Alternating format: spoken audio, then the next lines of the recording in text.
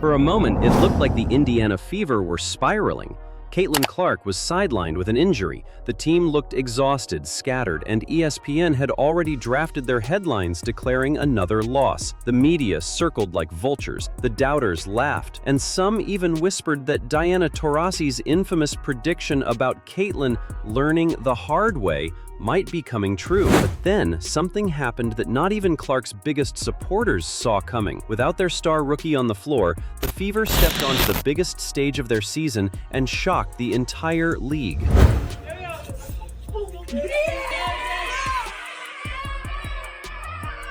This wasn't just a win, it was a message that silenced critics, embarrassed broadcasters, and flipped the WNBA narrative overnight. And it might just be the turning point in the biggest sports storyline of the year. Because what happened next, nobody was prepared for. The only strike against Caitlin Clark is that she has not won a national championship. And that is the only thing that you can put against her. It was supposed to be the Minnesota Lynx's moment.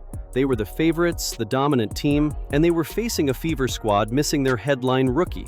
Midway through the game, ESPN apparently felt so confident in the outcome, they hit publish on an article declaring the Lynx as the champions of the Commissioner's Cup. But that was their first mistake, because shortly after, the Fever caught fire.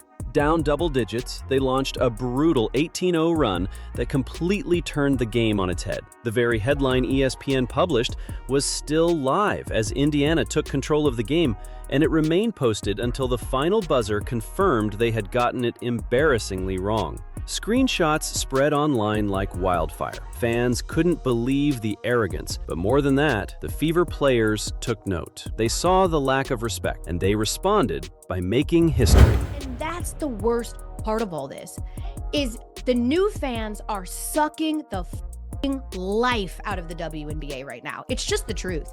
You are right. You are right, new fans.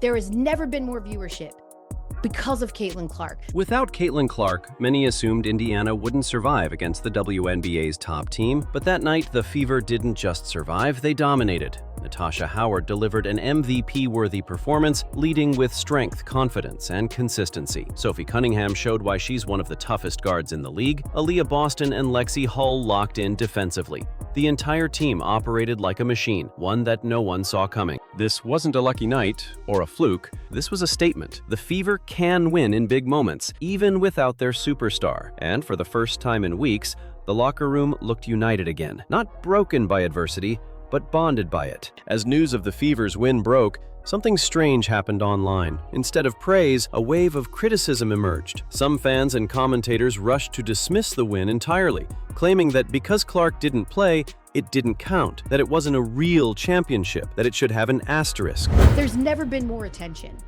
They're doing 40 minutes on First Take about Caitlin Clark. They never did that before, as Monica McNutt called out. You're right. But you know what there was in the WNBA last year and the years prior? There was other storylines. There was joy. There was talk of competition. But those same critics had no issue celebrating Angel Reese's unrivaled championship win, a title she secured without even stepping on the court in the final. Not only did Reese not play, she wasn't even in the arena, yet the media flooded timelines with congratulatory graphics and crowned her a champion. So why is Clark's team win, one she helped secure by dominating earlier rounds, being questioned? The answer reveals more about the critics than the game itself. Let's get something straight. The Fever don't even make it to the Commissioner's Cup final without Caitlin Clark. Just days before her injury, she dropped a near triple-double performance on the undefeated New York Liberty, a game nobody expected Indiana to win. Her energy and leadership in that game flipped the season's momentum and earned the Fever a ticket to the final. She followed that with another huge outing against the Connecticut Sun. So while Clark wasn't on the floor for the championship game, her fingerprints were all over this title. The win might not appear on her individual stat sheet, but the journey there was powered by her performances. Dismissing her role doesn't just ignore the facts. It reveals a deeper agenda. Caitlin Clark finished 9th in player voting. In fact, she finished behind one of her own teammates in player voting for the All-Star game. The pettiness has no bounds. For over a year, critics clung to one argument, that Clark couldn't win the big one. Despite breaking records, drawing millions of viewers, and elevating women's basketball to new heights, the one thing they held against her was the absence of a championship. Now that narrative is cracking. Because while the haters are quick to say she hasn't won a title, they also refuse to credit her for helping the Fever secure one. The truth is, they never wanted to be fair. This was never about stats or wins. It was always about trying to tear down someone who didn't fit their mold. But now, with even more pressure off her shoulders, Clark is positioned to return stronger than ever. And that's exactly what they fear. This victory didn't just boost morale, it changed the entire dynamic of Indiana's season. For one, the locker room tension started to dissolve. Sophie Cunningham had previously said the players were on islands, isolated and disconnected. But championships, even mid-season ones, unite teams. That win forced the Fever to lean on each other, trust each other, and most importantly, believe in each other. No one expects them to be perfect going forward, but now they're not just hoping to win, they know they can. And that shift in mindset, that's everything in a league this competitive. Before the Commissioner's Cup, many fans speculated that the Fever were rushing Clark back from injury. It was clear she was battling something behind the scenes and her minutes were piling up. But now, with the team showing they can win without her, the pressure is off.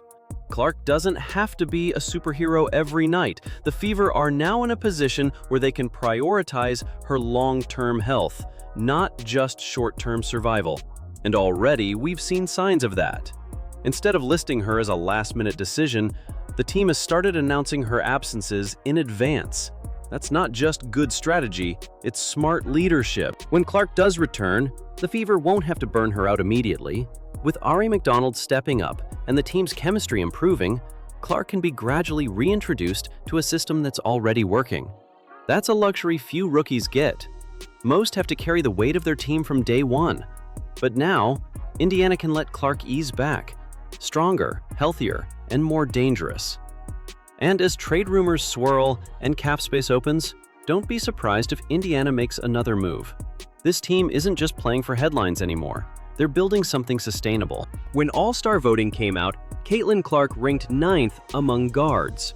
A shocking result for someone breaking records and carrying the league's attention. She led in fan votes, drew huge crowds, and faced double teams every night, yet her peers barely acknowledged her. This wasn't about performance, it was about discomfort. Clark's rise brought new pressure, more eyes, and honest criticism, things the league isn't used to. Some veterans felt overlooked, others resented the change. The truth? The WNBA wanted attention for years, and now that it's here through Clark, some are struggling to accept it. That low ranking wasn't just a snub, it was a signal. They're not ready for what she represents. The Indiana Fever didn't just win a trophy, they sparked a revolution. Without Caitlin Clark on the court, they proved they're more than a one-player team. But with Clark recovering and preparing for her return, the real threat is still ahead. Because when she comes back, she's not coming back alone. She's returning to a team that believes in itself, plays with chemistry, and knows how to win under pressure. The critics can keep talking, the votes can stay petty, but the reality is this: the Fever are rising, and Caitlin Clark is only just getting started. The league has a choice: embrace the wave or get swept away by it. Either way, something big is coming. Drop a cloak in the comments if you're riding with Caitlin and the Fever till the end. Subscribe now to BaskXpress for everything WNBA. The drama, the wins, and the truth the media won't show you.